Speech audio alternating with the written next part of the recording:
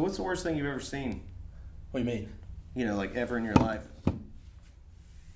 Oh, I really don't know that. Oh, you mean as far as like traumatizing? Maybe. Huh. Well, I did watch my neighbor one time. Now, I was real young, keep in mind. I think I was like 9. This little shit lived next door to us in King. I lived here in Tobaccoville for a little while. And this little shit next door, like, grabs this cat by the head and just, like, kills the shit out of it. Holy shit. And I was just like, I mean, I loved animals when I was a little kid. I had a chow and a bunch of dogs. And I was just like, in awe that this little fucker, like, kills this cat. I like freaked out and like ran to the person who owned the house that the cat was, I guess. You knew who owned the cat? Yeah. It was like his neighbor or our neighbor across the street. So we lived next to each other, and then the cat owner was across the street. So he like straight kills this cat and like throws it into this, you know, the little drainage pipes that go under your driveway. Mm-hmm. He threw it under there. Little psycho fucking threw it under there. And so I go like, no, I'm freaking out. He's trying to like stop me. He's bigger than I am too, so that made it an interesting thing. But I go tell her. She freaks out, man. Like, I was so scared I was going to get in trouble because I didn't do anything. Right. But I was there, you know, I'm like, guilty by association. Man, my daddy whipped the shit out of my ass for letting that boy kill that cat. Really? Oh, yeah. Why the hell you let that boy kill that cat? He just, whack. Didn't get, but you know, it wasn't like it was not abuse, I promise. But, you know, it was one of those things where he was just disappointed that I. Well, I mean, but what could you do? I mean, that's wasn't nothing crazy. I could do, man. That's but insane. He thought I was a part of it. You know how parents are. He wasn't there, so he thought I was a part of it. And I was just like, no, I'm not a part of it. Parents never believe their kids. But anyhow, yeah, no, it's probably the craziest thing I've ever seen. How old were you? I was like 9. Right about that age, I saw some neighbors of mine kill a frog, and it was a frog. That's, you know, like shit freaky. You don't think as much about it. I mean, I've been like frog gigging with people before. I've killed a frog out of like knowing like somebody was trying to fucking catch it to eat it, and they kept stabbing it, and it wouldn't. They didn't know how to kill it, so I fucking killed it because they didn't know how to. Yeah. But these guys like tortured a frog, and I was just like, it made me sick to my stomach. It was just like, what are. For them, it was like funny at the time, but I just. Yeah, it's definitely not funny. I can't deal with that shit, man. No. Yeah, no, shit is not cool. It freaked me out a little bit. And then shortly after that, my chow ended up biting the neighbor. Mm. And they called. Obviously, we had issues between us and the neighbor. And they called animal control and had my dog killed. Really? Yeah. For chow? Yeah. He was mean. And chow's notoriously. Yeah, he was mean. I mean, no doubt about that. Yeah. He wouldn't bite me, but I mean, if you were to walk up on a property, he's gonna bite your ass. Yeah. And he was big, man. He's as big as me. Yeah. The dog was huge. So yeah, he probably did bite him pretty hard. But I don't think he deserved to die for it. You know? Yeah. Maybe just give us a warning and make him leashed. He wasn't leashed. He just roamed. You know. Everybody knew who he was though. So. Yeah. Anyway. Yeah. That's probably the most fucked up thing I've seen for sure. Was the cat thing. It was fucking weird. That's pretty fucked up. Mm-hmm. Yeah. That's real fucked up. Yep. Never hung out with that little son of a bitch again. We ended up moving shortly after that. So it was one of those things where it's like, yeah, get me out of fucking Stokes County. These people are crazy. Yeah. Then we went to Pilot Mountain. It was much better. Uppity fuckers and like, you know. Yeah, Stokes County goes hard, bro. No shit. Yeah. Stokes County, a bunch of cat killers. I'm kidding. Totally not. That ain't good. No, that was crazy, man. One cat killer's too many. Yeah, man. Did you see Don't Fuck With Cats? I did see that. Was a fucking good one. That motherfucker was crazy. That motherfucker was crazy. I was really hoping that he was gonna die. He will. He will. One of these days. Somebody get him. But yeah, no, I don't like people who fuck with animals too much. Now, training an animal is a different thing, but like, man, abusing an animal is not a thing. Yeah. That shouldn't be a thing. They don't know like any better. It's not like they fucking like know English and like can understand your ass. So you gotta be patient with an animal. You can fucking like fuck around, you know. Yeah. Yeah, I mean, disciplining an animal when you're having this reciprocal relationship where you're both a part of it. Yeah. It's a very different thing. But yeah, there's something horrible about like thinking that, you know, like an animal's life is like It's like a novelty that you can just kind of do away with. Right. Like throwing a can away or some shit. Yeah. Exactly. Yeah. No, it's not that way. But, yeah. Man, I can't believe a frog's like the worst thing you've seen. Oh, no, it's not the worst thing. No? I got gypped on this. No, that was the one occasion of just like utter animal cruelty that I guess or maybe the first one I experienced. Yeah. No, I think the worst thing I saw was, this is a pretty weird story. It's not really funny. One night I was hanging out at my sister's house real late at night. It was like 4 or 5 in the morning probably, and I heard a noise outside, a bang.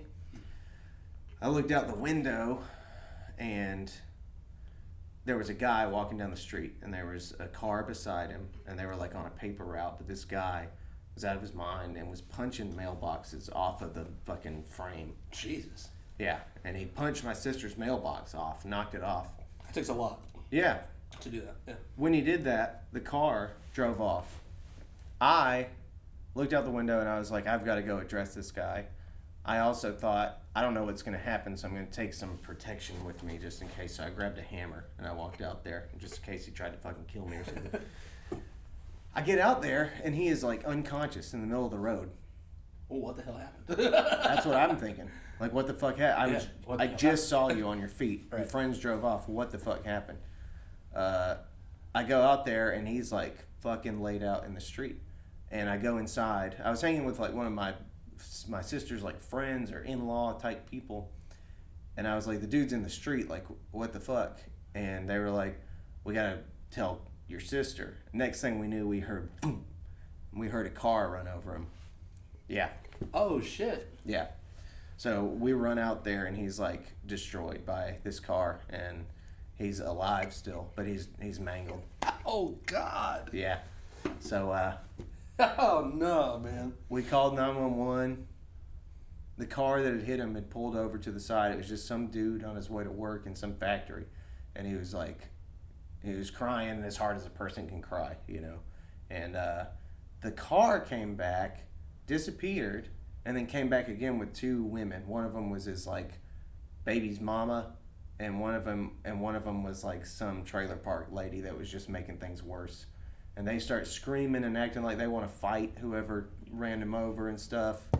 And then the guy finally, big guy, and he was crying his eyes out, and he was like, "It's me, I did it." And it was like he was saying it like, "Kick my ass if you want to." Yeah. And then they chilled out, and we're like, mistakes happen. Cops came, ambulance came, and he was like dead before the ambulance could take off. Fuck. That's probably the worst thing I've ever seen. Crazy, dude. Yeah. Yeah, no, I've never had anything like that happen. I've never seen anybody like inadvertently die. Yeah. You know, that's wild. Now I have been to Detroit. And I got a story about Detroit. Oh my God. All right, dude, listen. All right, so now we were in Detroit. All right, look, we were in Detroit when like Detroit was like really bad. I mean, really bad. And I was so stoked because it's like I just had seen like 8 Mile. I was like, I fucking love Eminem. I just saw the movie 8 Mile. Right. Gots to go to 8 Mile. Oh, that was the biggest mistake. Oh, Jesus Christ. That was such a big mistake. So we go to a pawn shop on 8 Mile. That was the most hilarious. Everybody in the pawn shop, including the women, were wearing like 20 chains. Like it was wild. It was fucking crazy as shit. I don't know why they were wearing the chains. I don't know if they were worried that like someone was actually going to rob them. They'd have to run with their inventory or what. But it was wild. So we go there. We go play a show. And keep in mind, I'm on tour at this point. We go play a show. We play this weird little like jazz bar. It was a cool place. Don't get me wrong. It was so cool. The place was awesome. But like, so we play the place. And this kid's like, yo, like, you guys want to stay with us? And like we're fucking broke musicians. Like, yeah, right. Fuck yeah, I want to. Yeah, you got a floor, I'm on it. You know, yeah, we didn't realize what the fuck we signed up for, dude. So we follow these cats. We got a bus. It's a pretty big bus, and typically I sleep on that bus, you know. But like we get to this place, and like, man, it looked like a shack. from like the worst ghetto you could dream of. It was terrible, and I felt really bad when we got there. It was just like, yo, like, I really don't want to sleep in here. And so like we walk in, like, all right, so I'm giving it a shot, right? I'm like, all right, I'm gonna be an awesome human. I could sleep on the bus that isn't this place, but I'm gonna like entertain it for a second. So we go in. It immediately starts out bad. Like, it's so bad. Like, there's like fucking dishes, no joke to you, like they had just like bought dishes, used them, stuck them in the sink, and just bought new dishes and kept sticking them in the fucking sink. Like, the shit was piled up past the cabinetry. And like, dude, everything was like when you're on a roadside trip and you go to a gas station in like New Mexico, and it's like the only gas station on the planet in New Mexico, and it's like the shittiest fucking shitter that's been there since like the 30s. Like, that's what it looked like. They'd never cleaned it. Like, the whole place is like, he's like, yeah, so we're gonna sleep in the basement. I was like, what? There's another level to this? Oh my god. So we go to the basement of this fucking shithole, and like, first off, I was like, I gotta use the bathroom. Can I use your bathroom? That's the only thing the bus didn't have, was a fucking bathroom. Right. So he said, yeah, it's right there. Meet us in the basement. All right, cool. Man, I go in this bathroom, bro, and it looked like I just described. Right. The shower was open, but the damn curtain for the shower looked like it was in there fucking 100 years. Like, it was molded, like, from top to bottom. So I, like, don't touch anything. I'm, like, pissing, like, 4 foot away from the toilet. Trying to control the stream of my wonderness. And so I don't even flush it, dude. I was like, fuck it. This place looks like this. You're not touching anything. Fucking flushing it. I walk out. I go. It was like the next door over. I go to the basement.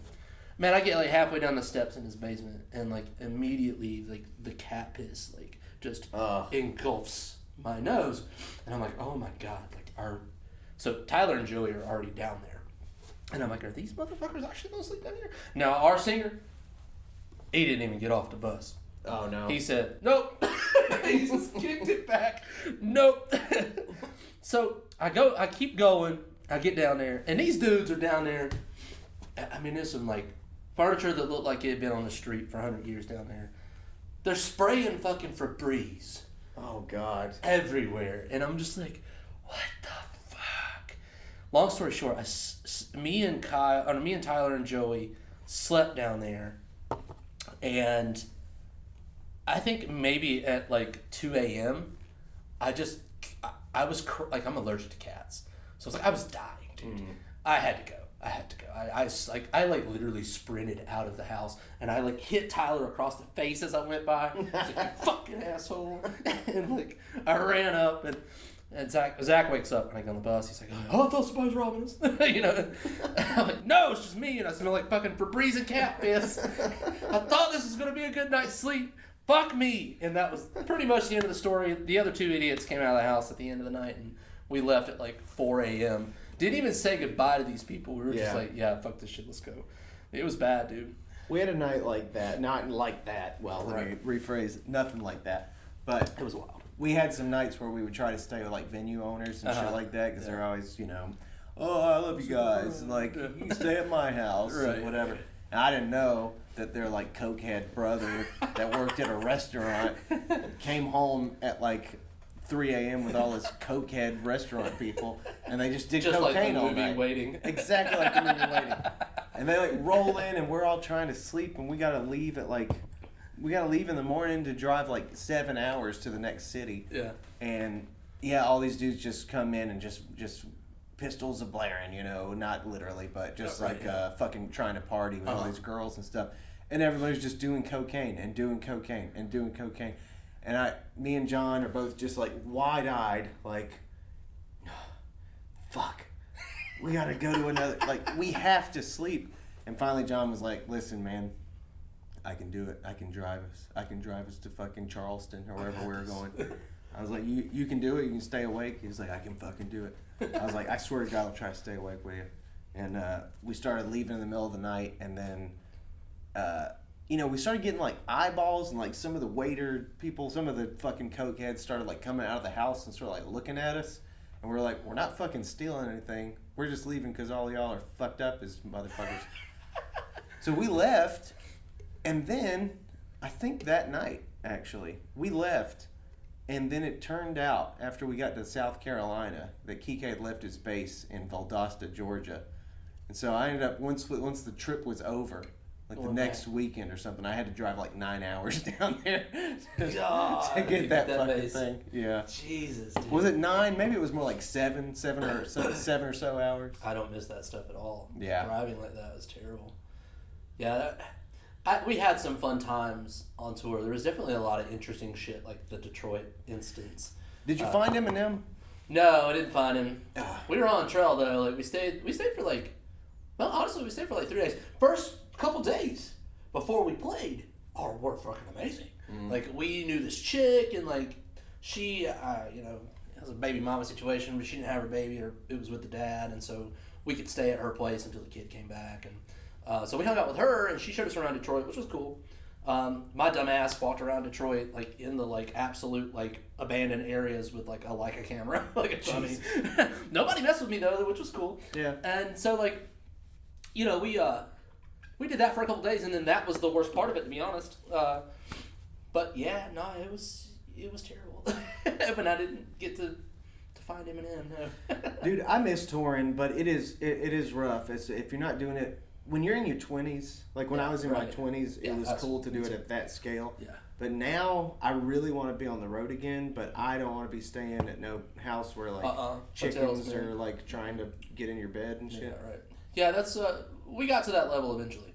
Yeah. Well, we actually we had like this almost like flyer mileage for hotels, and we would get free rooms. That other beer, by the No, yeah. We would get rooms for free and stuff because we stayed there so much, which was super cool. So we stayed at hotels for the most part.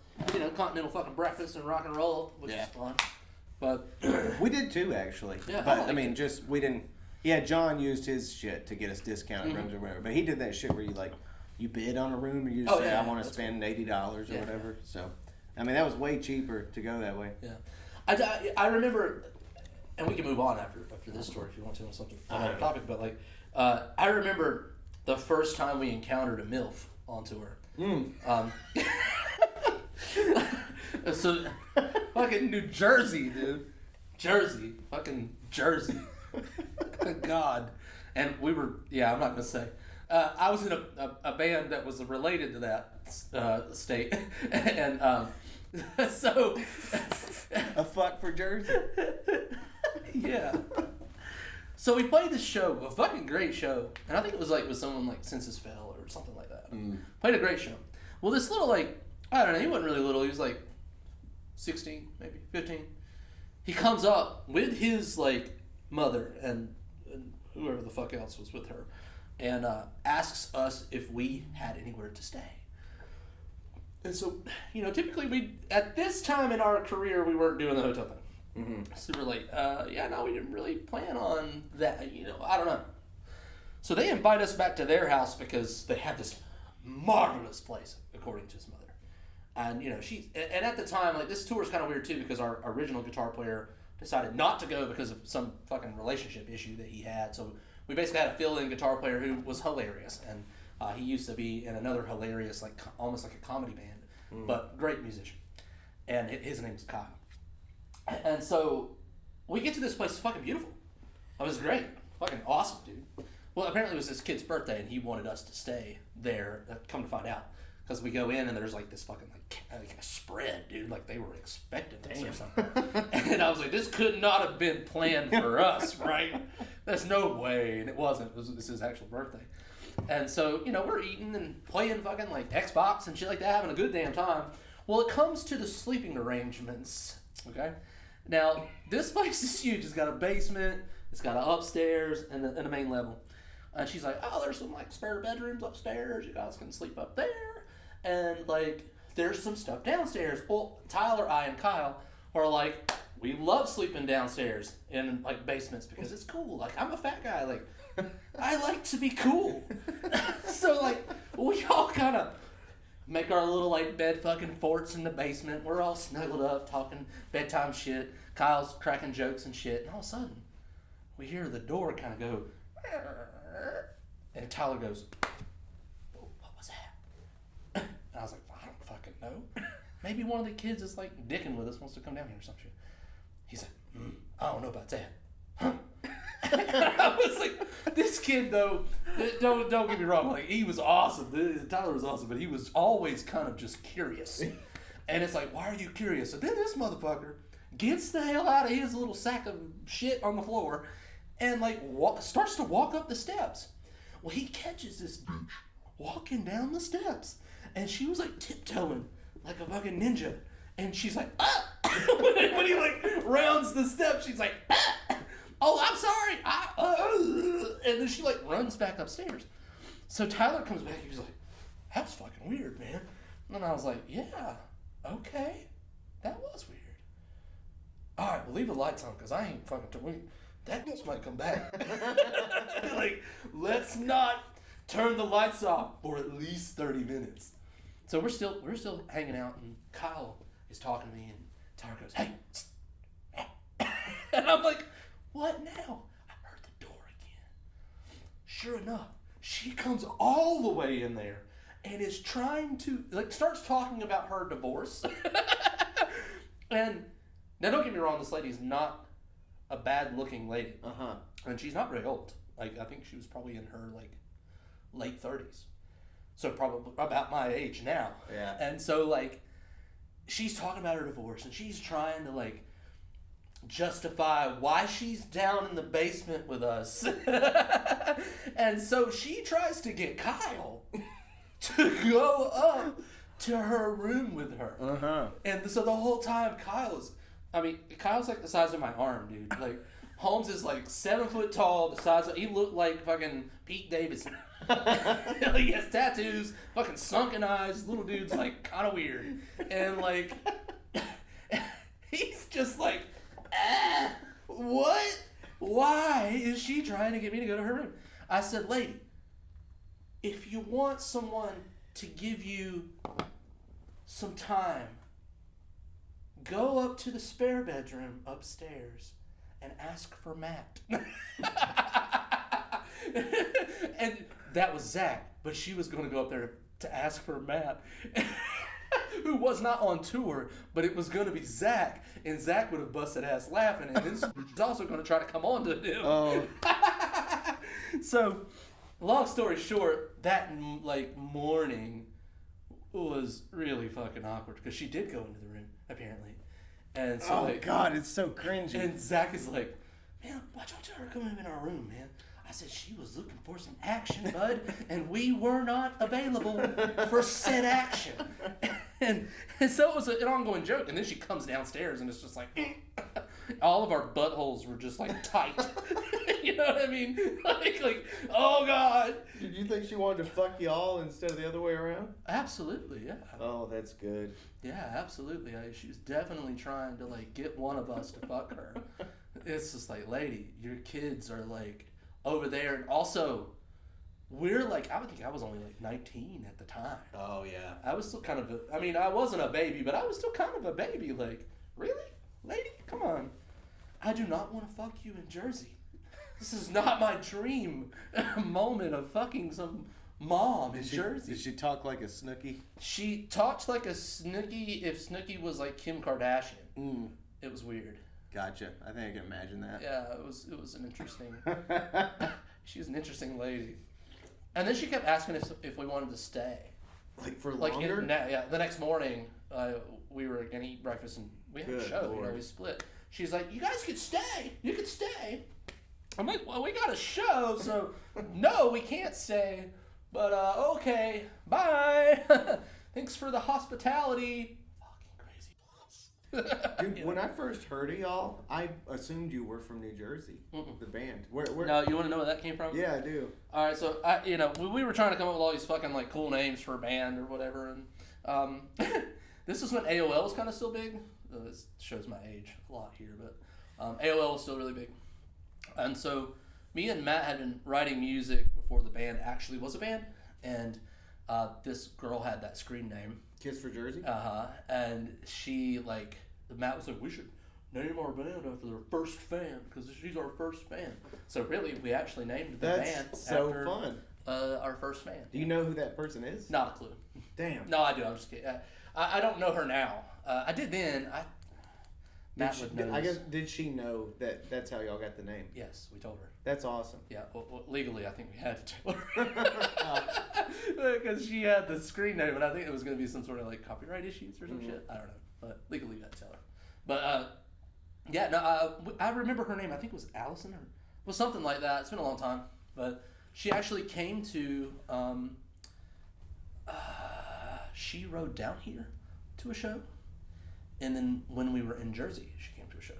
And so we got to meet her. And she was an interesting character, to say the least. AOL, man. She was polite. I mean, she was a nice person. But wild days, AOL. Yeah, dude. It's interesting what we used to get into. Yeah. You know, I mean, like, just blind faith on stuff, you know, especially with staying with these people. Like, yeah, that lady in Jersey could have just, like, chopped us all up into pieces and sent us, you know, packing in a bag out to the river, you know, or some shit like that. Yeah. But yeah, we never really got into anything super crazy. Yeah, sometimes people want, like, sometimes people will talk to me and be like, oh, I'd love to hear some stories from the road or whatever. And it's like, I have some. Yeah, right. But honestly, most of the time it was a lot more monotonous than that. Most of the time it was like staying in a hotel room and fucking being on the road for driving, 6 or 7 hours that day. Playing, sleeping. Playing shows, sleeping, yeah. Like drinking beers in the fucking hotel room. And that was the gist of it. We didn't like party like crazy. No, we didn't either. We saw some crazy shit, but you know, it was kind of few and far between. Yeah, same. We broke a lot of shit on tour. You know, like we busted a door in Florida. That was an ordeal. It was a glass door. Tyler broke the shit out of it. On purpose? But they thought it was on purpose. So then we never paid for it. We told them to go fuck themselves. They had insurance for that shit. Yeah. And like a bunch of venues around here we used to break a lot of stuff. We got fined a lot. Zach would climb fucking like the rafters. Yeah. And like destroy mics. And I mean, one time when at Tremont, he climbed the rafters and he was all the way in like the middle of Tremont, hanging upside down. The fucking like mic cord was like extended as just like tight as it could be. They were like screaming in our monitors to tell him to get the fuck down. It was like an insurance issue or some shit. I was like, well, I mean, he's got health insurance. That was my like thought process. Is he's got insurance, is fine. Nothing bad's gonna happen. He's done that on basketball goals forever. You know. Oh yeah, man. I love a fucking hard show. Yeah, we used to go pretty hard. To the point sometimes where we absolutely sounded like shit. But like, it was still a fun show. Later on in our lives, we sounded great, but when we were young, we didn't give a shit about that stuff. I mean, you still play hard when you play shows. Like, that seems like that culture isn't so much so prominent. You know, these days. No, there's like on the upper echelons of performance, like big artists. You know, they have ways to like put big things in their show. Right, sure. But somebody like fucking going fucking crazy, hanging from the rafters and shit. Like, I don't know where I'd go to see a show like that these days. I remember, I loved being nuts. We played Green Street with a bunch of tooth and nail bands like Amber Lynn. I don't know if you remember those guys, but it was a big show. It was a huge show, and so we were like right before the closing band, Amber Lynn, and they had so much shit, right, that like my stuff was kind of crammed to where I couldn't really. It was like to where I could plug it in. I couldn't really move. That was it. That was all I had, and my Marshall overheated during the show, and like cut the fuck off, and so instead of stopping.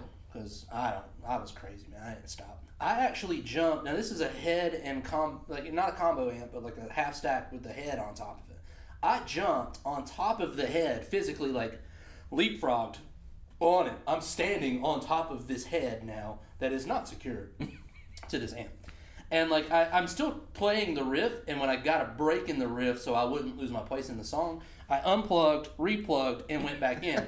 And I'm still standing on the thing. Now all of the guys from Amberlin on the side of the fucking stage watching me do this shit going, that motherfucker just jumped up there. I'm just still up there just fucking like getting it, you know? And then all of a sudden, I lost it. The fucking amp rolled. And I just lost it. Fell on my back. It didn't cut off. It like caught itself and hung there. Somehow. And so like, I'm still playing. It was fucking awesome, dude. Well, I made it through the song though. I'm pretty sure I ripped my pants. That was probably every show. We were wearing really tight pants too, so you know. You know, we were in we were an acoustic band, so we didn't have a bunch of amps and shit. One night, you definitely weren't doing that. No.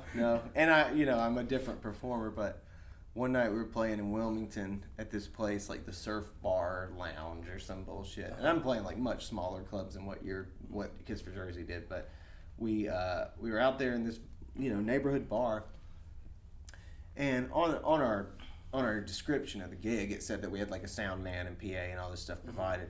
They had a PA there and no sound man was in sight, and so there was some confusion. I was really pissed off because I didn't like it when there was like a miscommunication, misrepresentation about what we were being afforded.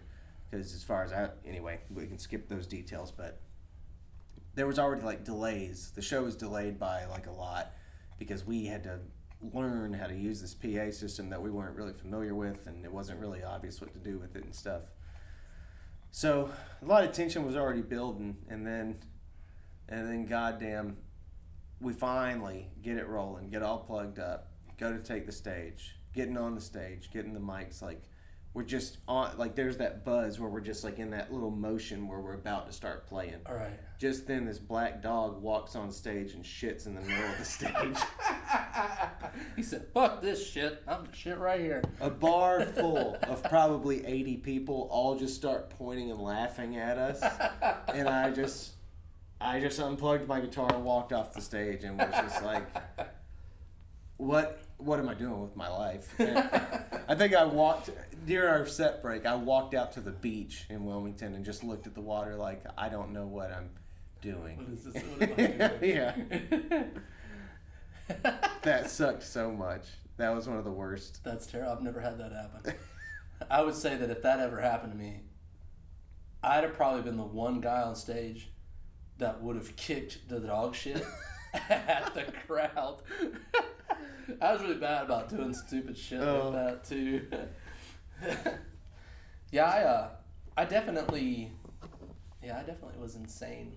Yeah, you were wild, it sounds like. I used to just walk off stage during shows. We'd play our last song, and I know good and well, like at that time people are gonna be like, one more song, Right. My happy ass just walk off, disappear. And the band wouldn't play another song because they would never be able to find me. I just walk off. Why? I don't know. I was just notorious for it. I fucking hated playing another song. You didn't like encores? I didn't like doing it. I was already tired. We would play like 12, 13 song sets and go 100,000 miles an hour the whole fucking set. So like one more song, my fucking ass, I just killed myself for you idiots. Like you go home and listen to that one more song on the fucking record you hopefully bought.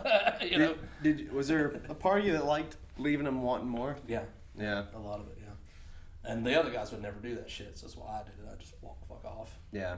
But yeah, a lot of the attitude I think in the band was definitely portrayed through me. I definitely didn't talk a lot of people.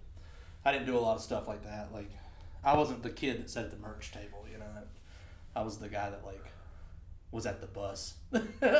And if a fan walked around was just like, the guy's at the bus, they wouldn't approach me because I wouldn't have an approachable attitude. I know that. I know what you're talking about, though. I at an Iron and Wine show once, one of my friends like saw Sam Beam at his bus, and it's just like, oh my God, that's one of the people I'm here to see. There's like a whole mysteriousness around that. Yeah, I liked mystique. it. Yeah, I liked it. It was part of my persona. Honestly, I didn't like being social. So it really wasn't really as much as a persona as it was just me being weird and not really wanting to have to engage with those people other than what I was doing on stage. Yeah. And but a lot of that too is coming from the bitterness of having to do that kind of stuff as a musician. You don't remember these people no matter how much you want to.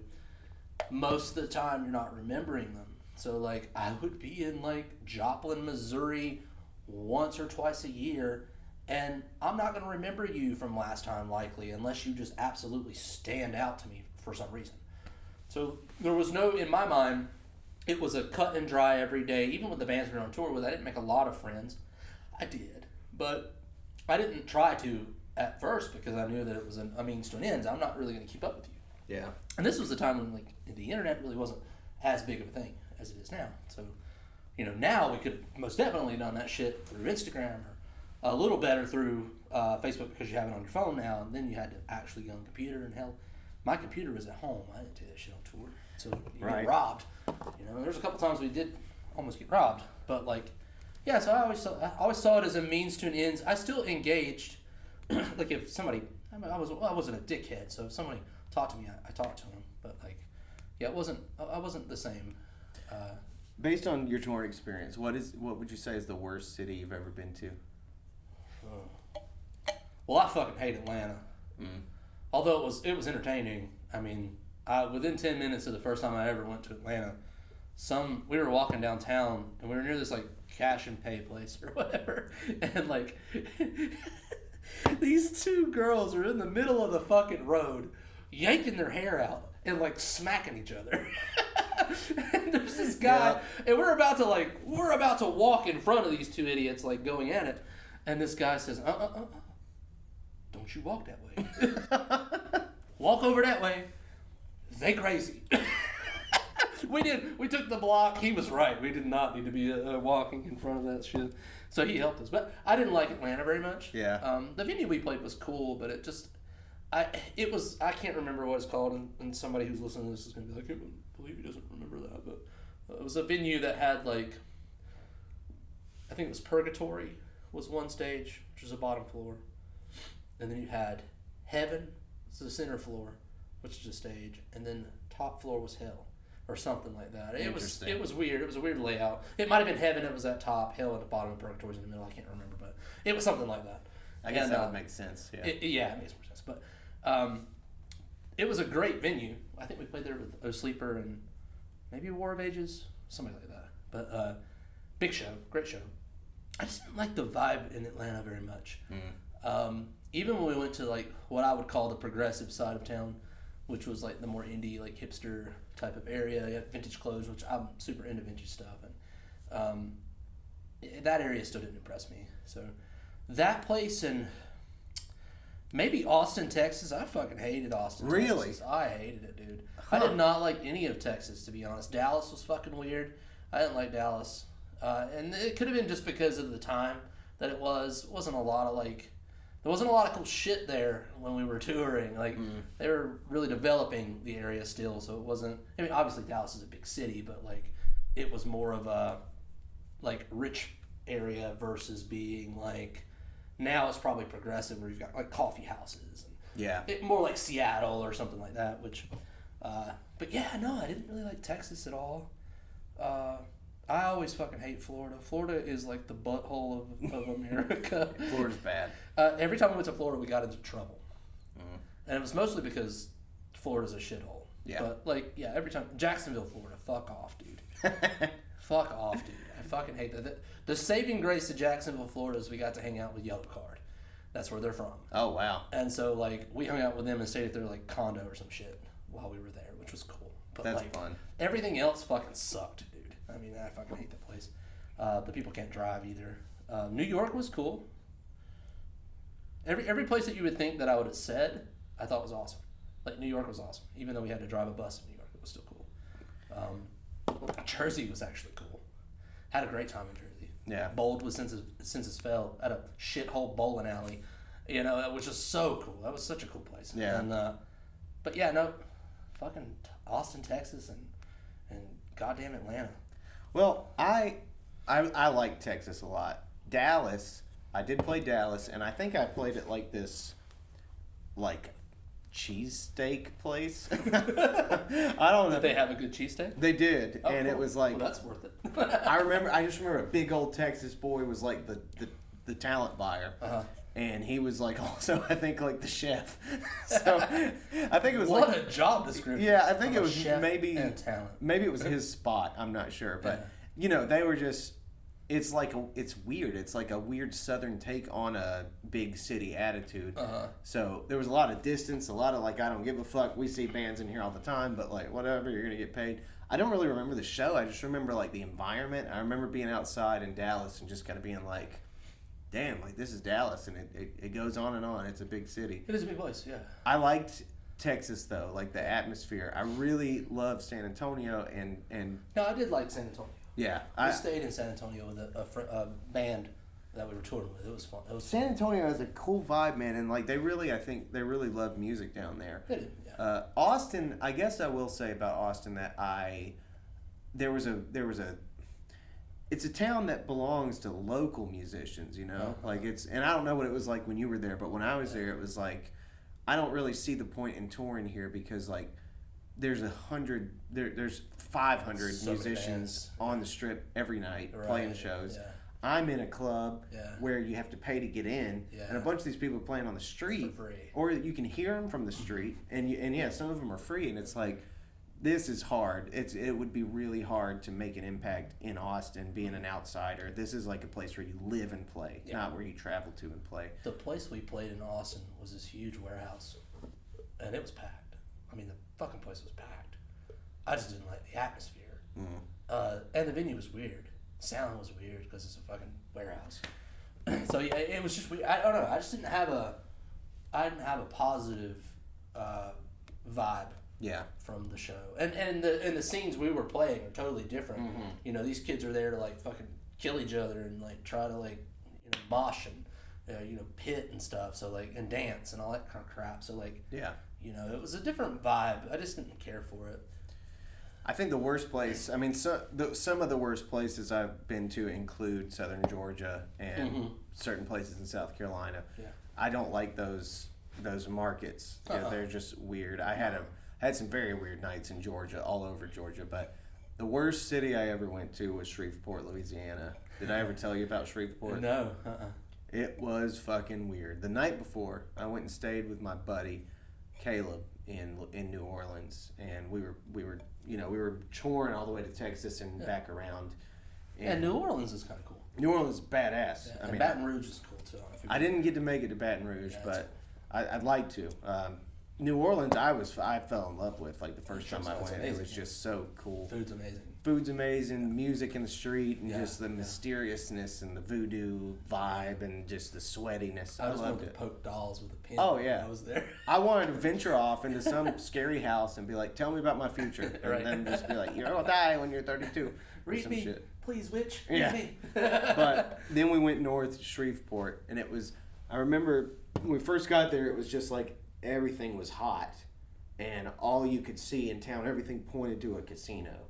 The whole town pointed to this casino. Is this hotel. like Dusk Till Dawn? Kind of. Everybody go to the Dusk. Yeah. And honestly, yes. Like that's what the town was like. All zombies, really. Really?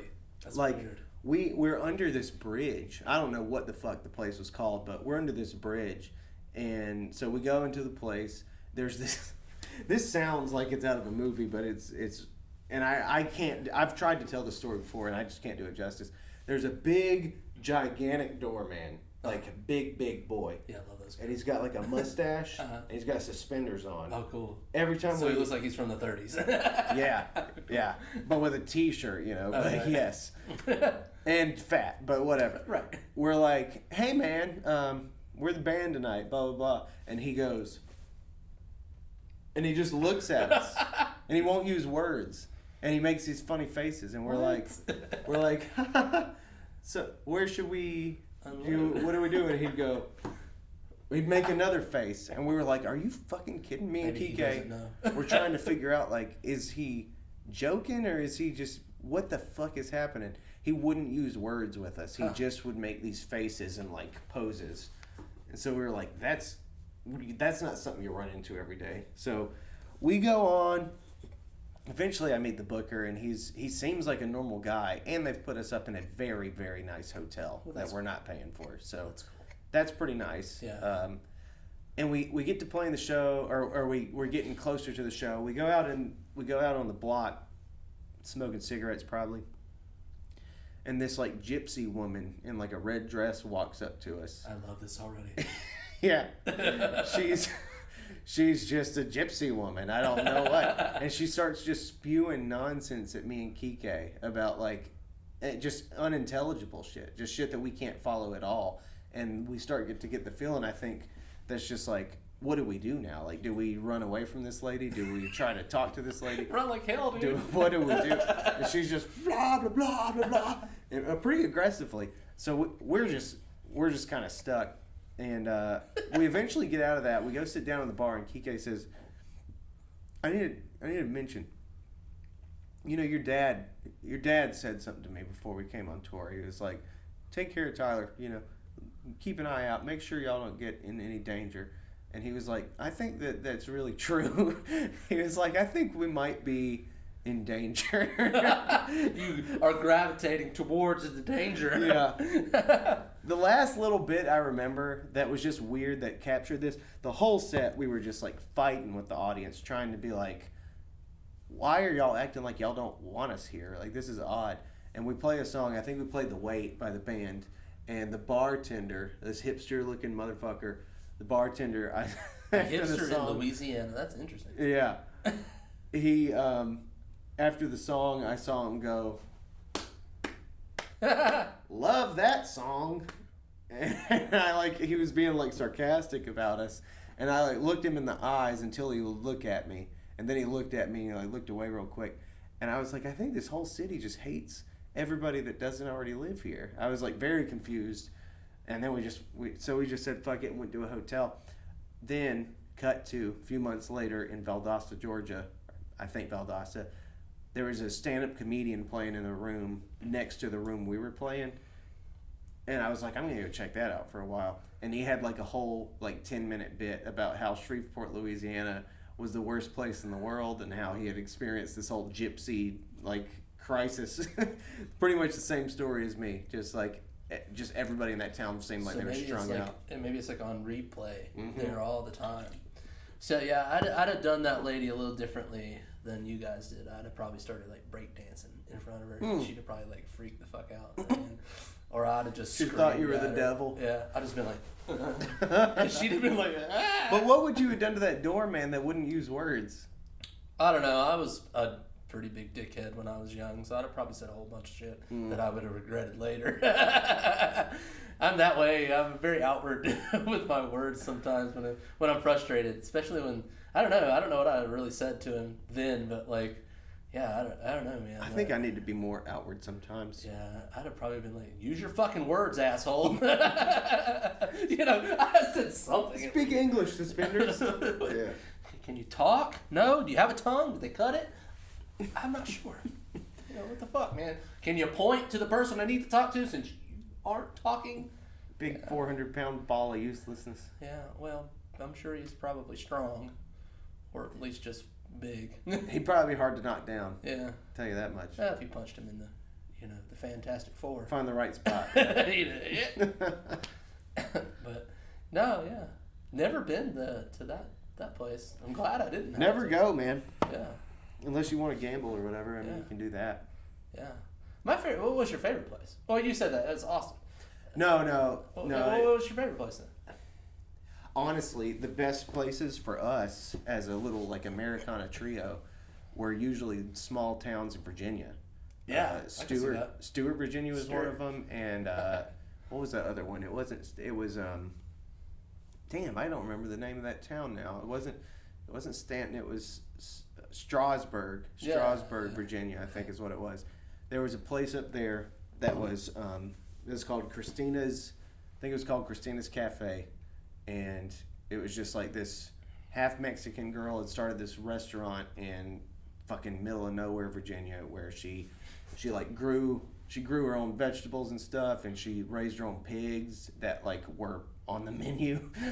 We're having Billy tonight. Yeah. He was such a good pig. She was this cool girl that like all these young farm kids gravitated to that would be like traveling abroad or whatever. Yeah. They were all like witches and all like weirdos. Dude, you definitely had more interesting shit than I did on tour. This place was like a fucking magnet for just weird fucking Virginia people. Yeah, that's cool. And we'd go stay there, and you know, so not only would we make a killing because the whole area, that's where they went at night to go do shit. So every time we played there, it was just like a fucking packed house, and these people really gave a shit about it. That's cool. So we played the music that they connected with, sure. And so that was awesome. We made a lot of money. Christina would feed us and also like put us up in her big ass farmhouse where all these like fucking weird kids were staying, and so we'd like fucking hang out with witches all night and drink and like party, sleep in beds around people, and it was just like everybody was cool and no big deal. And then we'd wake up in the morning and like, I think that was where we walked out of the house one day and John was like lagging behind, and he came around a corner and like 20 chickens were following him because he was like the top chicken. But you know, just waking up in that environment, just Northern Virginia in the mountains with just like chickens and goats and pigs around. That was probably one of my favorite spots. Stuart, Virginia, same vibe. We didn't stay in like a farmhouse or whatever, but we would pack out this place, Honduras Coffee Shop, and the whole town would just fucking loved us, and we made so many good friendships up there. That's cool, man. I'd probably have to say Utah. Oh man, Utah's badass. Yeah, Utah was fun, man. We had a good time in Utah. There was a lot of people. Seemed like the community was strong there, which was cool, and they loved the music, which was cool. The local bands we played with were cool. We actually stayed with one of them for like a week. I got tattooed in Utah. Were you like in the lower atmosphere or up in the mountains? We were in the lower atmosphere. We did go up that way at some point, just driving. We went that way. Yeah. But like, we didn't play any shows. Yeah. But dude, yeah, that and probably at the time Colorado. Oh man, I bet. Colorado was fucking awesome. I haven't been to Colorado. At the time, the like Colorado shows were some of my favorite shows. Now like Montana and shit, shit could fuck off, man. There's nobody in Montana. We played in a horse stable. Fucking in Montana.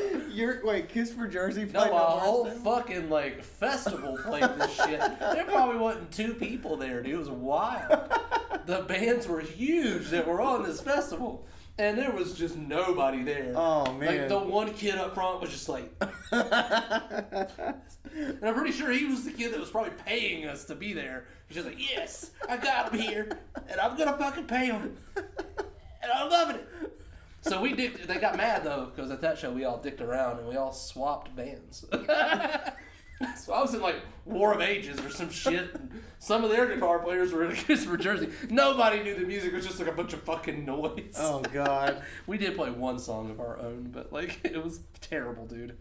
Absolutely. The only thing that was cool was me and the bass player for War of Ages went fishing, which there was the barn or the place we played, which was like a barn or ranch, and then like on the main road, which was just a dirt fucking road, there's this bridge with a little bit of a creek running through it, and we fished. He brought some poles. It was awesome. But yeah, fuck that place. Never going back to Montana. No? I hated it. You wouldn't even want to go to like just be in the mountains and shit? No, I peed there once. No, that's about all I had. That's all you needed to do? Yeah, that's all I had. I drove, I was like, I got pee. It was beautiful. The sun was coming up. I was like, oh, this is nice. It's a good pee. And then I left. Is there any states you haven't been to? No. You've been to every state? I've been to every state. Damn. I've been to every major city in America. Really? Yeah. Did you play in every state? Uh-huh. Damn, son. Yeah, buddy. That's badass, man. Yeah, that's cool. Badass. Oh man, we had fun. So we were pretty stupid when we were young. Like our GPS was always a fucking. This is like when GPSs first came out. This is before TomTom. You remember TomToms? Or the Tom GPS or whatever. Oh yeah. All right, so like this is before it was called Cobra, and I used to cuss Cobra. She was we called her a she, but like because it had a woman's voice.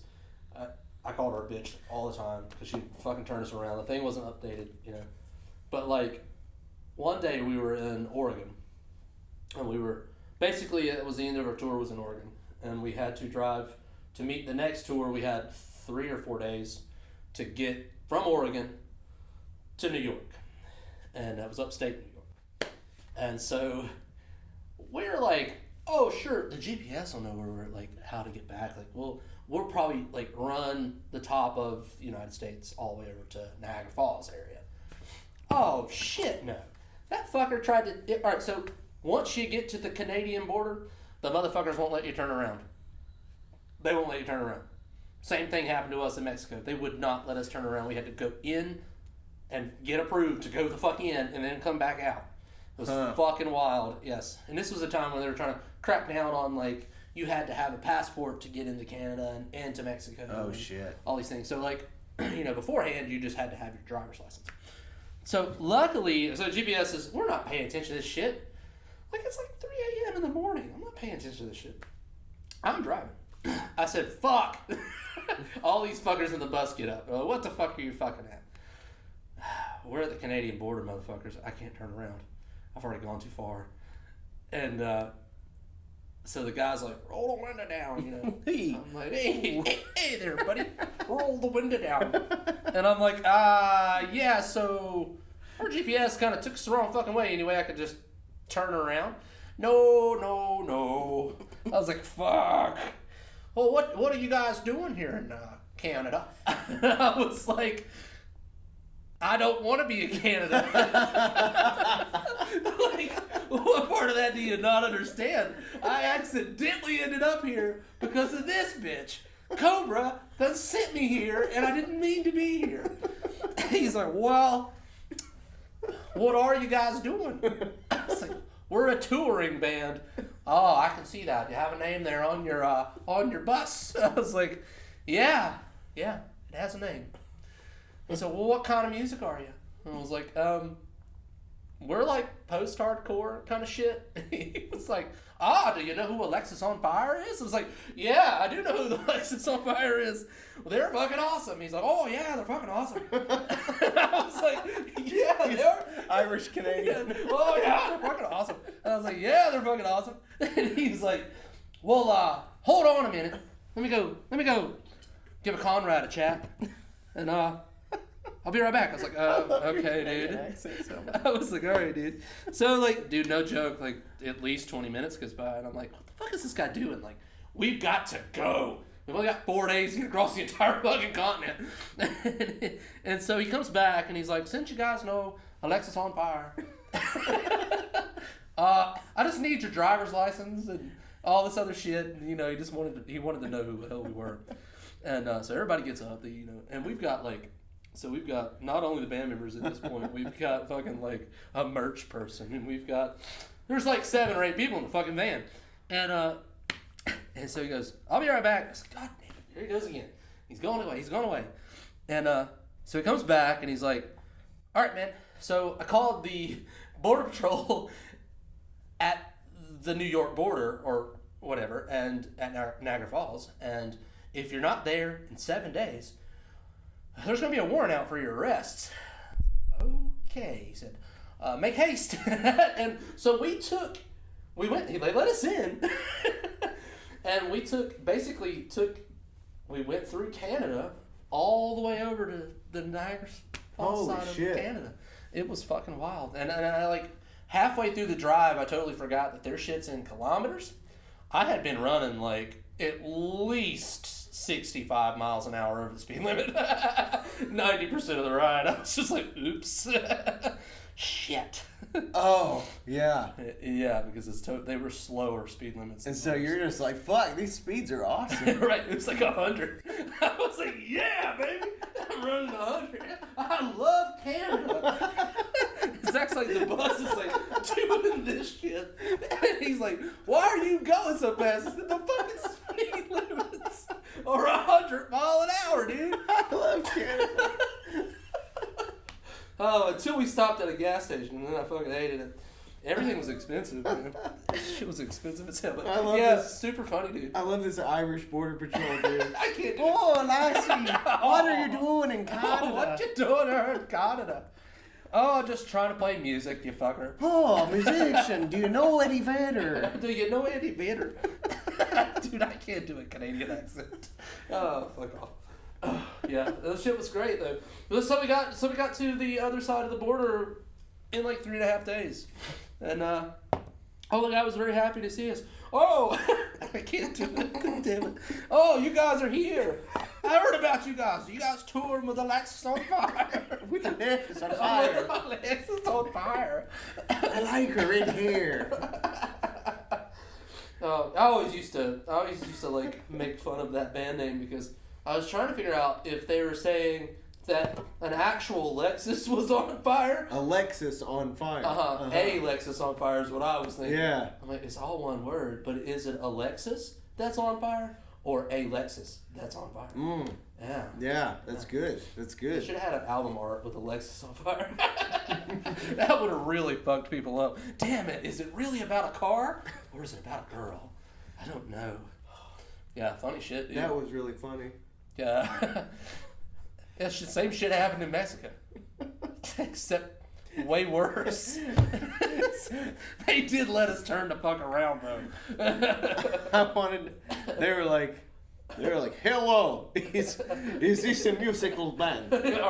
Why are you in Mexico? Russians. Yeah. Russians in Mexico. What are you doing in fucking Mexico? What the hell is this shit? I'm glad we didn't tour overseas. That would have been interesting. Do you know band Taking Back the Sunday? Do you know Taking Back the Sunday? Actually, we did know Taking Back the Sunday. So I could have totally got us into that one, but oh god, dude, that was wild. That shit was wild, man. Oh man. Yeah, funny as hell. That was probably one of the most. It was 3 a.m. in the morning. Keep in mind, so like I'm fucking exhausted. This guy is just like perky as shit. Like he's had 30 coffees. I mean, he was just a wiry little son of a bitch. Yeah, well, he let us in though, so we got to go across Canada. I paid $7 for a bag of Lay's potato chips. Jesus, that was wild. Yeah, I didn't buy anything else while I was in Canada. Oh, fuck it. Fuck that. I love Mountain Dew, but I wasn't buying it while I was there. It was bad. Of course, we were sponsored by like Red Bull, so I was just chugging Red Bulls constantly. Y'all were sponsored by Red Bull? Fuck yeah, dude. Jesus. Red Bull and Rockstar energy drink. I fucking hated Rockstar energy drinks though. They're nasty as shit, dude. What did that mean to be sponsored? Did they like put a logo on your bus or something? No, hell no. They just gave us shit. They gave you shit? They just wanted people to see us like drinking that shit. Yeah. We had a whole like literal like garage bay full of Red Bull and vitamin water. God damn. Yeah, it was fun. It was fun. I once drank so much Red Bull that me and Tyler both we used to drive the late night stuff because all the other guys were a bunch of fucking assholes. But so we drove late night, and there was a point where I probably didn't sleep for like a week or so, and neither did Tyler. Like we were driving from like 2 a.m. to 6 a.m., 7 a.m., and then letting the other idiots drive, and so that we would play a show, we'd pack up. It'd be 2 a.m. by the time we got packed. I'm driving until 6 a.m. to get to the next place, or because most of the trips were at least 7 hours to major cities, and so we would drive that. I drove Red Bull constantly, and I just remember one time we stopped at this like fucking like Pilot in the middle of nowhere. I don't remember where we were. We were definitely on the East Coast though, so it was probably somewhere in Virginia. And like Tyler and I are both in the stalls next to each other, which we used to like doing. I think I told you about that. We like to tandem shit together and conversate while we were pooping. But so this time we weren't pooping though, we were peeing, and we're just standing there, we were peeing. I looked down and I'm like, oh shit, and Tyler said, oh shit. I said, is your piss green? He said, yep. I said, my piss is green too. We stopped drinking it after the piss went green, but after I stopped drinking it, it took me like 3 days to actually like go to sleep. Jesus. Yeah, dude, I was jacked on that shit, dude. How old were you? 20. 19, 20. God, man, the shit 2021. Shit we can do when we're young. Good God. I know, my body could not take that shit now. I would die. I would literally be dead. Yeah, my heart would fucking stop, probably. Well, I mean, now you just wouldn't even... Yeah, it's like, how would you even have the energy to do that to yourself? No, you know? yeah. Fuck that. I don't even like driving 5 hours anymore. We used to drive 4... There was one time where like this like major festival tour, we were driving like 10 to 14 hours a day. Jesus, that's too much. And we had to, it was like, like a tour call was at like time calls at like 11 o'clock in the morning. Like that. We never made it at night. We never made it on time. They threatened to kick us off the tour. Of course, I laughed at that because we were like an actual supported band to the headliners, which fuck you guys, you're not gonna kick us off the tour. But like, yeah, it was fucking terrible, dude. I hated that tour. That was probably the most miserable thing that I did. We did like 6. Our average was probably 7 hours. We did like 6 to 8 hours on the road usually, but more than that, not usually. Fuck that shit, dude. That's so much driving. It is. It was, man. I like it. It killed like me and the bass player. Really, we drove a lot at night, and it's just it put its toll on me eventually because, you're not really sleeping, so you're like driving all night, and then you get maybe an hour during the day to sleep, and then you're unloading a bus full of shit that's not light, and you're putting it on stage, doing sound check, doing all your merch. You're fucking going through the steps, and then by the time you do all that and get like a moment to sit down, it's fucking time for you to play. Yeah. And then you fucking play, sweat your ass off, do it all over again, put it back in the bus, get in the bus, and drive 14 hours. So I never slept. Not hardly at all. Yeah. But, yeah, it was worth it, I guess. Glad I don't do it now, though. You did it for a while, right? How long? Time I was 17 to about 25. 26. Almost a decade. Uh-huh. Yeah. Yeah. And honestly, the most profitable shows we ever played were here. Should have never went on tour. I mean, probably trying to be a national act. Well, we were. I had the opposite experience. My more profitable shows were in other towns. States. Yeah. That's crazy. I mean, we made money, don't get me wrong. It just wasn't like it was at home. I mean, like, I don't feel like there's any support right now for fucking not here. Local people, No. It's not just, it's not just that we're older and not like we're fucking whatever. It's like, there's like, just no one gives a fuck. No, the generation now doesn't. All they want to do is get on like TikTok and get on iTunes and hear singles, and that's it.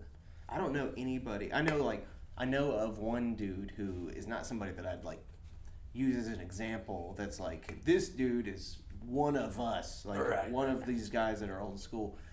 But I know of like, I guess I should rephrase. I know of like 2 or maybe 3 musicians that are younger than us, like of a different generation, that are actually interested in being in music, and and they have nowhere to do it. Like all the places are gone. Yeah. We got lucky. You were playing Green Street and Ziggy's a lot. Yeah, we were really lucky on that. Yeah. Man, our Ziggy's experience was fucking hilarious, dude. This is the last story I'm gonna tell about a Kiss for Jersey. So we probably weren't. I don't think I was 18 at the time. I think it was 8. I would had just turned 18. So very early in the band, we had never played a place like Ziggy's ever.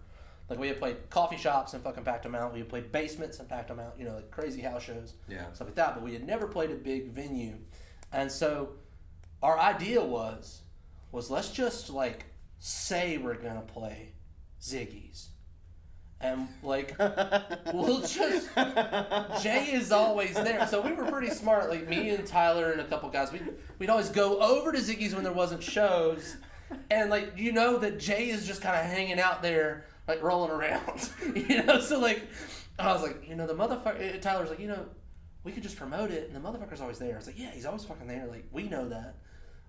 Fuck it. Let's just take flyers to the mall. We'll take flyers to school. We'll fucking, shit. Like... throw this shit everywhere. We'll put My Hero's Me had just moved from Connecticut to here.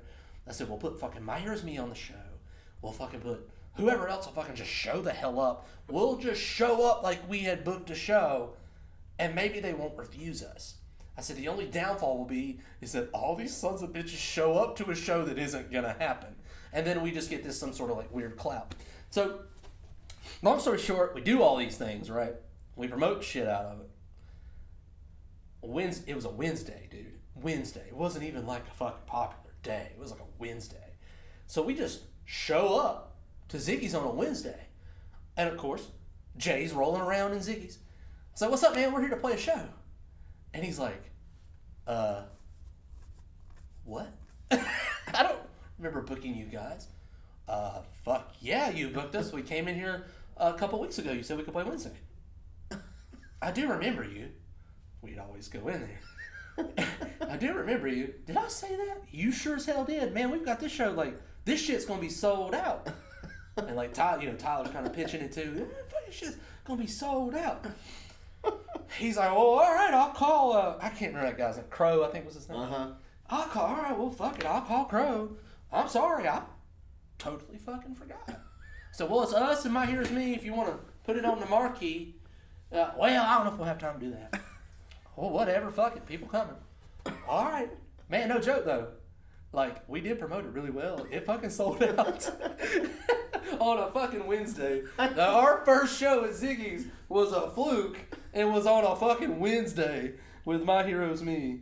That is incredible. And we sold it the fuck out.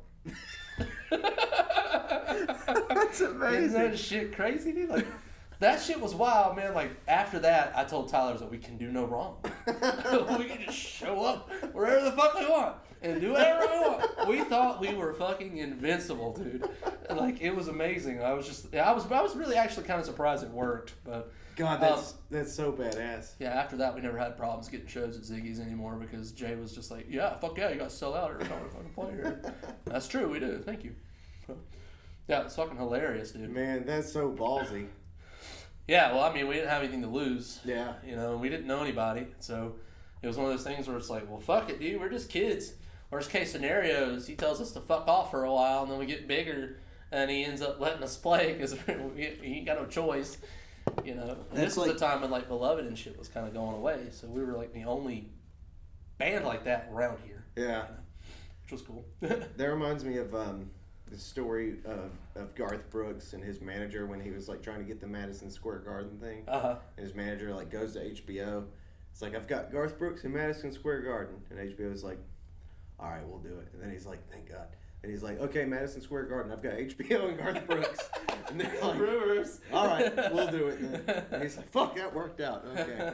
Thank God. It was a lot of that with us, man. We never knew what up and down was. We just ended up like falling into place, which was fun. There was a lot of times where we would show up and like shows just didn't happen too. I mean, it was the opposite, you know.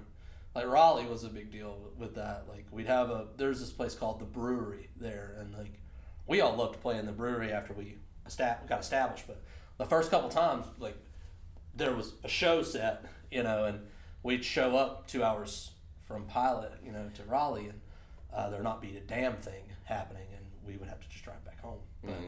But, or they'd cancel the show and they wouldn't tell us, and we'd end up driving out there and not having anything happen. But once we got in the door at that fucking place, we played the roof off that place. I mean, it was always a good time. People fucking going nuts, you know how it is. People going nuts and shit at those places. But like, it's cool. That was a cool place. Yeah. It was a lot like the Ziggy's in Raleigh, you know. Mm-hmm. So, but yeah, Green Street was kind of a different vibe. I didn't really like playing Green Street. I liked Creation Skate Park a lot better back in the day. I didn't know about that. It's like this skate park in Kernersville that was tucked away behind this food line in a industrial building, and a lot of hardcore shows went down there. A lot of big bands played there. Mm. But like, I don't remember the first time we played there. I think I threw my amp down a half pipe or some shit. It was pretty wild. Yeah. Yeah, it was cool. But yeah, a long time ago, but yeah, it was fun. I mean, it was fun. I liked the Ziggy story. That was probably the coolest fucking shit we ever pulled the fuck off. You know, like we did it. We were used to doing it in little venues, like calling up, be like, "Hey, can we play here?" And they would usually be like, "Yeah, as long as the sound ordinance isn't after 10 o'clock, you're fine." They didn't realize what they were getting into. We like fucking. There's a coffee house in Dobson, man. We fucking rocked that place.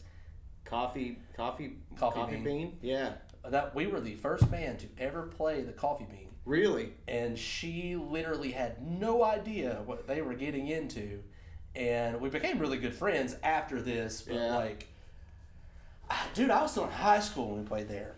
And no joke, our entire like county fucking, and people from Forsyth fucking crammed in this tiny little room that probably isn't much bigger than this Yeah, place. really a small place. And like, I mean, on top of each other, and there were people outside standing on tables watching in. Like, our first show, there was right around 400 people or something like Jesus that. Jesus Christ. Yeah, they were outside. They were not all inside. Yeah, that's crazy. For sure, but like you could hear it just fine outside too. Man, I set up some shows there, and it was probably 2009, something like that. So this place had probably been around for a while by then. This was 2004 when we were playing there. Yeah, so this is a few years down the road, and that lady that ran the place was real cool. Yeah, she's cool. I had like embarrassing bad shows out there. Like it was just weird, and like maybe 3 people were there. Mm-hmm. That's so funny. I can't even picture that place hosting like a band like y'all. There was probably 85 or maybe 100 people crammed inside. Yeah. Like sardines, and then the rest were standing on those tables outside watching in. It was wild, dude. That's wild. Just people hanging out in the fucking parking lot. The cops were fucking confused about what the fuck was going on.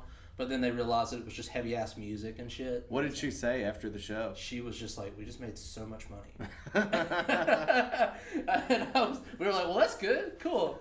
So when do you guys want to do it again?" That's what she said. I was like, so we made it like a monthly thing, or maybe every 3 or 4 week thing. Damn. For a while. I mean, we played there a lot. It was badass though. I mean, those shows were fun. Just enough room for us to fit on stage and barely freak out. Yeah. It was fun, dude. Those are probably the best days of A Kiss for Jersey, I would probably say. It was cramming into that little shithole. I hear stories sometimes about shows that Under Oath would play in Pilot Mountain, and I've never known if that was true or not. Yeah, was there a place up there? Yeah, we set that up. You set that up? Yeah, it was us and this guy named Jonathan, who ran a coffee house in Pilot. He had a spot where you could play, and then we also threw this huge festival at was it Jamiwaukee Park? Yeah, Jamiwaukee. So we threw it there, and like August Burns Red was there, The Chariot was there, A City's Burn, Under Oath, a bunch of fucking people.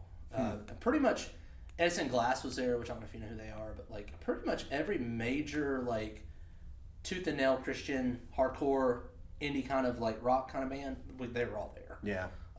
It was fun, dude. So it was a fucking great thing. Man, if people camped, it was the coolest thing, man. If I would have just fucking, because I like heard a bit about that, and it was probably just I'd probably just missed the window, but if I would have just known where to be, I would have met you fucking back then. Yeah, probably. I never knew that shit was going on. That was the shit I always wanted to be at. I would hear about Silverstein going to Green Street or whatever, and I'd just be like, "What the fuck?" We played some of those shows too.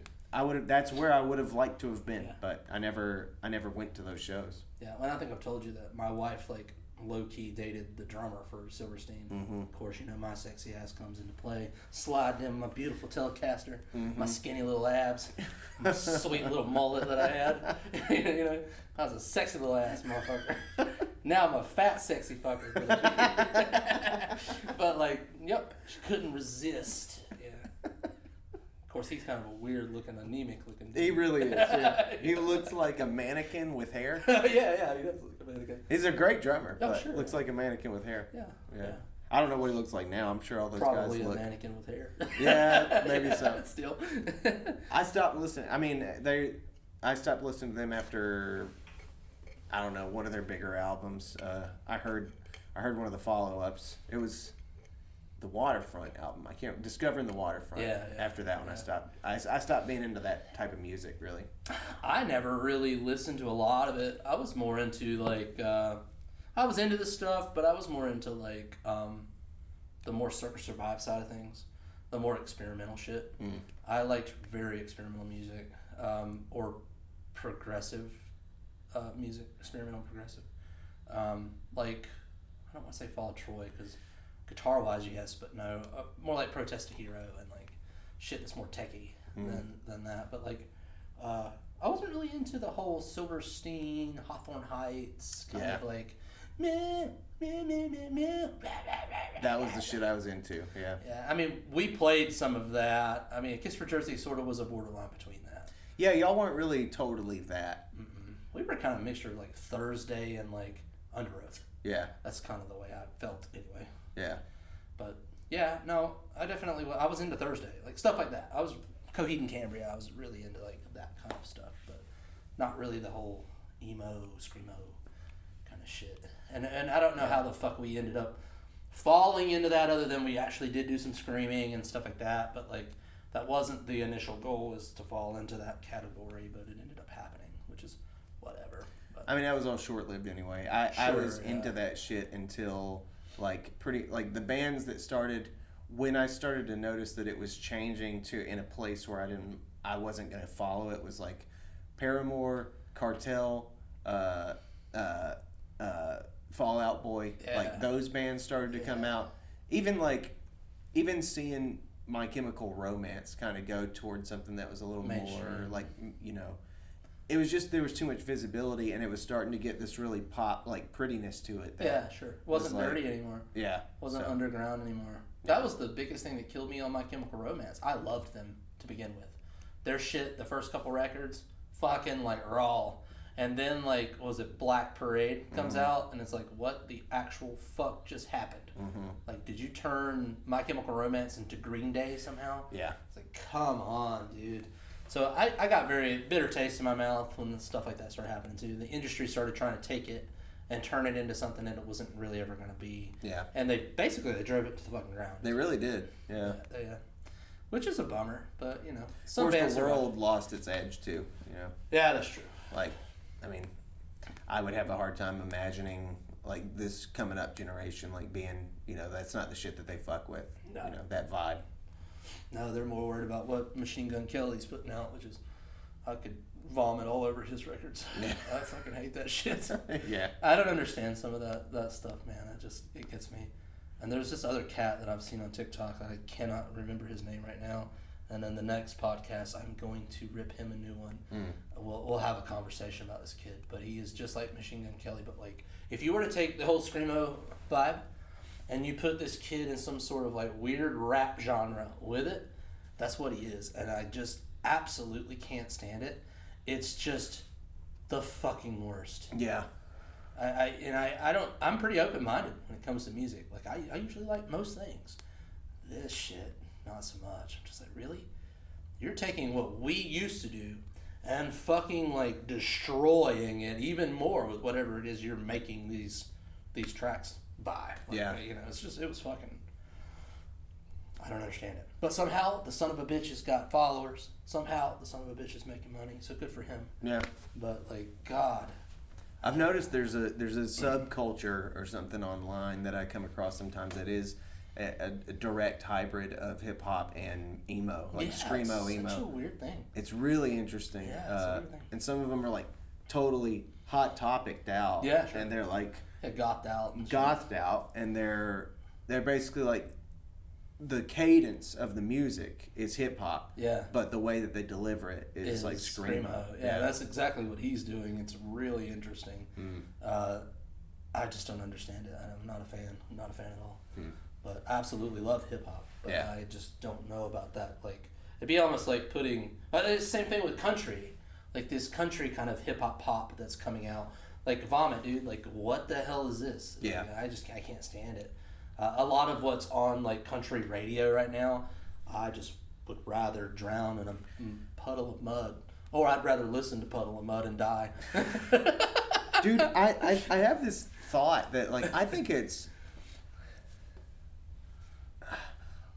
I can't figure out what it is. It's like, I think that most of the market, like, most people agree that this shit sucks, that it's coming out. They're still listening to it. That it's just there, and I think it's like the industry trying to be like, we know what you guys think or whatever, but what you want, right? Everybody I know feels the same about, like, how shitty Luke Bryan is and Florida Georgia Line and all these, like, country people that are on the radio. Who didn't really start out shitty, probably. They probably started out maybe okay. I don't know. I don't listen to that kind of shit. I think they probably started out shitty. Well, Florida Georgia Line probably did, yeah. Fuck Luke Bryan. I wish he was tied to a tree in my yard right now. Oh, Lord, that's morbid. I hate him. Speak upon it more. Maybe him and Brad Paisley could be on a tree out here. If I had to pick, I'd pick Luke Bryan twice. Really? Yeah. Yeah. Twice in a row. Damn. I wish I could clone him and tie both of them to the same tree. Damn. And then cut it down with a chainsaw. And then have Brad Paisley come and play while you cut it down. Yeah. And he'd write a song called Tree. Tree falling. Well, I stand up in the air. I'm a tree. Yeah, falling. Fuck Brad Paisley, but fuck them more. But, dude, I think most people agree, and, like, And like, so I think some of this shit is cultivated by the industry and the powers that be. Yeah. And they try to put it out there like, I think this is what you guys like. Yeah. But then there are these weird exceptions. Like this Luke Combs guy. I don't listen to him and be like, this sounds like my thing.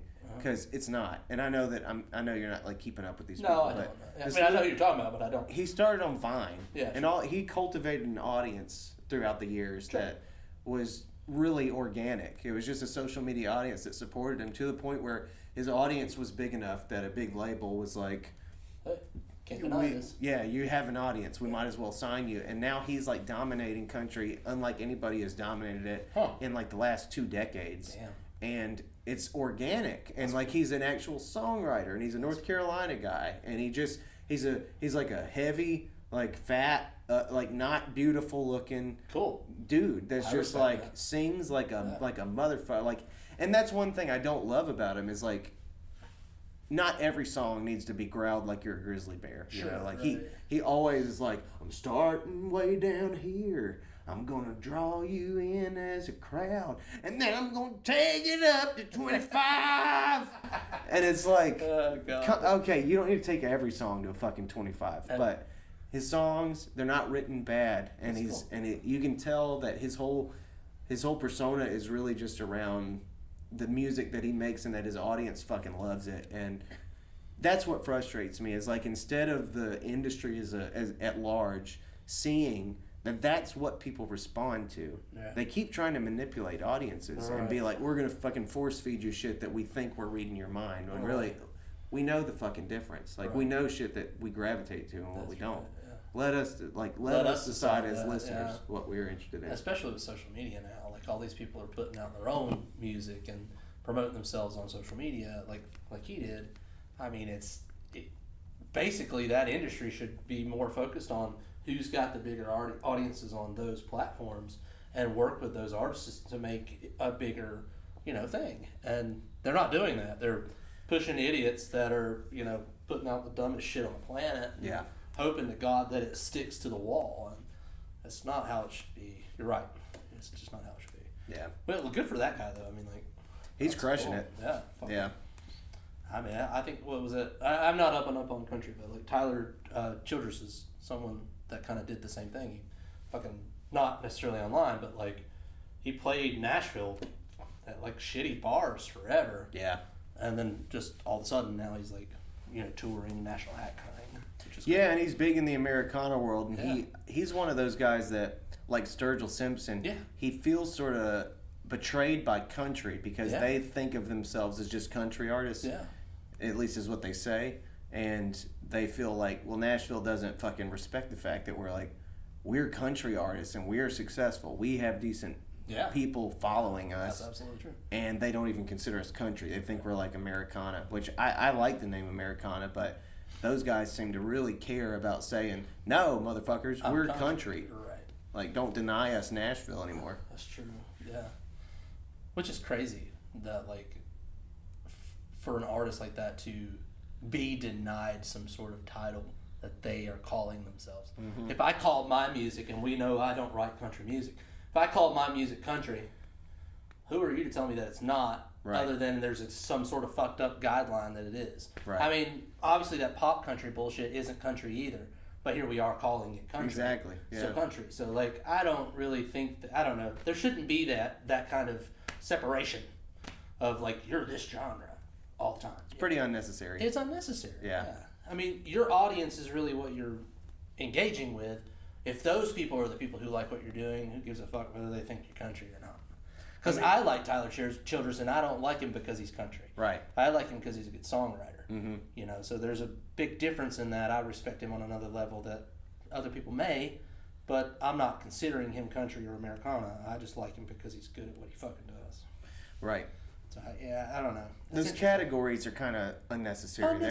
It's weird. It's fucking weird. It's like being a Panthers fan or something. It's like... Do I always have to be a Panthers fan? Right. No, I could be a Steelers fan next week if I wanted to be. Or, you can just like the game of football and be like... And just enjoy the whoever's playing, I'm just going to see who plays a better game. Yeah, right. Like, that's what I always thought about music. That's why that's why when I create things, I don't like the idea of trying to put it into one of those Right. categories, because those are like traditions that say this is what it's made out of, and Right. it's not like I don't make things out of things. It's not like I'm not. It's not like I'm not influenced by those traditions, but I'm not trying to necessarily contribute something. In other words, I'm not playing football trying to get on the Panthers. You know, I'm trying to play a game that's just kind of like for the love of playing whatever game I can bring about. Sure. You know, so. Yeah, totally. Whatever. Whatever. Fuck the industry. They're a bunch of idiots.